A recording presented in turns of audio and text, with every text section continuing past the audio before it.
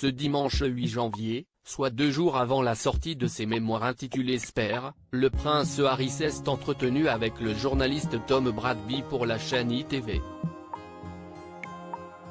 Il lui a notamment révélé cet échange chargé en humour noir qu'il a eu avec son frère William lors des funérailles de la reine Elisabeth II, décédée en septembre dernier. On s'est dit qu'à moins on connaissait déjà le chemin. Une phrase qui fait directement allusion aux obsèques de leur mère, la princesse Diana, qui s'était tenue le 6 septembre 1997. Pour le duc de Sussex, dire au revoir à sa grand-mère et à sa mère étaient deux sensations très similaires. La seule différence étant le degré d'émotion, a-t-il cependant précisé, avant d'ajouter, parce que notre grand-mère avait terminé sa vie.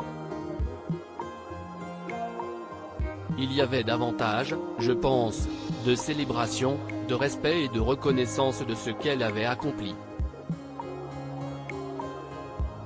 Alors que notre mère a été emportée beaucoup trop jeune.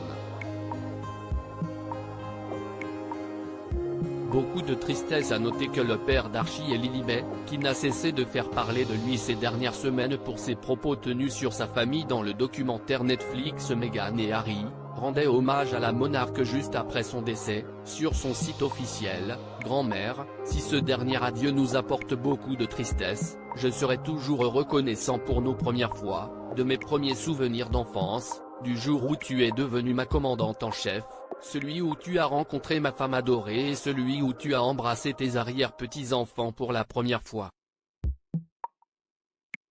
Dans les pages de ses mémoires, Spare, attendu ce 10 janvier, le prince Harry revient par de nombreuses fois sur la mort de sa mère adorée Diana. Notamment sur le jour où le roi Charles III, encore prince, a dû leur annoncer la tragique nouvelle.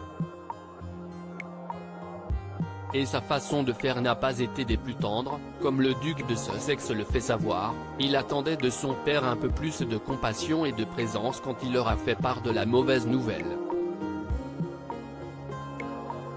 Ce dont je me souviens avec le plus de clarté possible, si est que je n'aille pas pleurer.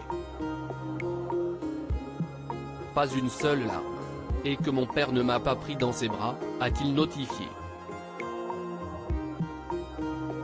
Puis, je me souviens du roi, les yeux rivés sur le duvet, la couette et les draps du lit sur lequel nous nous trouvions. Je me rappelle qu'il nous a dit qu'il y avait eu des complications après qu'elle a été sérieusement blessée, a conclu l'époux de Meghan Markle.